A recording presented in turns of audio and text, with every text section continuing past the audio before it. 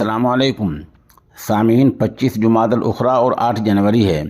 عنوان ہے جمعیت علماء پاکستان کے رہنما مولانا فضل الرحمان نے افغانستان کا دورہ کیا۔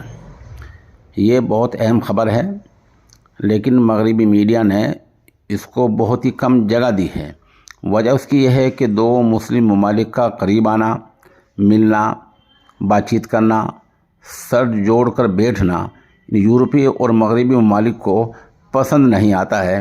اس لیے اس پر بہت کم تبصرے ہوئے ہیں، بہت کم اس کو اپنے اخبارات میں، چینلوں پر جگہ دی ہے۔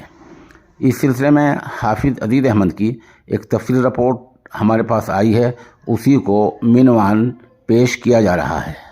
جمعیت علماء اسلام کے سربراہ حضرت مولانا فضل الرحمان صاحب دامت برکاتہم العالیہ کی افغانستان کے نائب وزیر اعظم مولوی عبدالکبیر صاحب حفظہ اللہ سے کابینہ اراکین کے ہمراہ ملاقات۔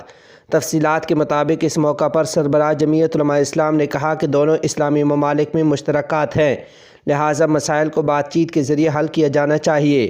انہوں نے کہا کہ دونوں ملکوں کو مختلف شعبوں میں باہمی تعاون پر بات کرنی چاہیے۔ قائد جمعیت مولانا فضل الرحمان صاحب نے کہا کہ افغان مہاجرین کو ملک بدر کرنے کے فیصلے کی ہم نے حمایت نہیں کی۔ پاکستان اور افغانستان کے مفادات مشترک ہیں۔ ہمارا مقصد موجودہ تعلقات کو دونوں ممالک کی مشترکات میں استعمال کرنا ہے۔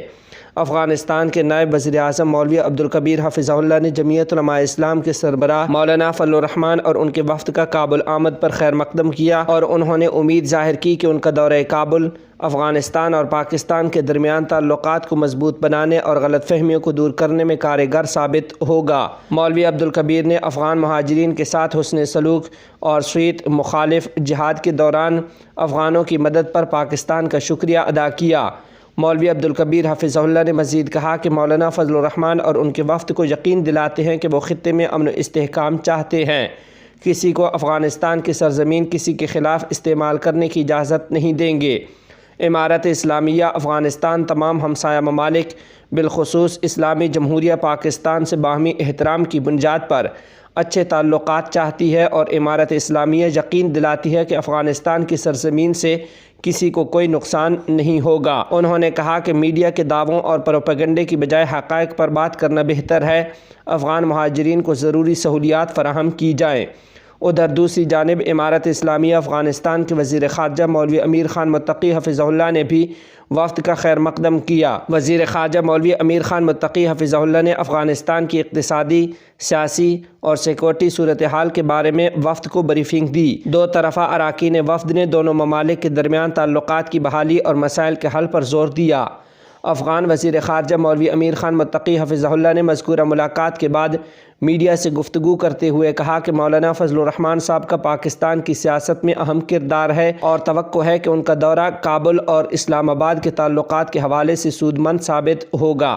مولوی امیر خان متقی حفظہ اللہ نے مزید کہا کہ وفد کے ہجوم کو دیکھ کر معلوم ہوتا ہے کہ مولانا فضل الرحمان پاکستان کی طرف سے اہم پیغام لے کر آئے ہوں گے، جو وہ امارت اسلامیہ کے قائدین تک پہنچائیں گے، اور وہ ایک ایسے وقت میں افغانستان تشریف لائے ہیں جب امارت اسلامیہ نے اس سے قبل دنیا بالخصوص پڑوسی ممالک سے مسائل اور تنازعات بات چیت اور افہام و تفہیم سے حل کرنے کا پیغام دیا تھا۔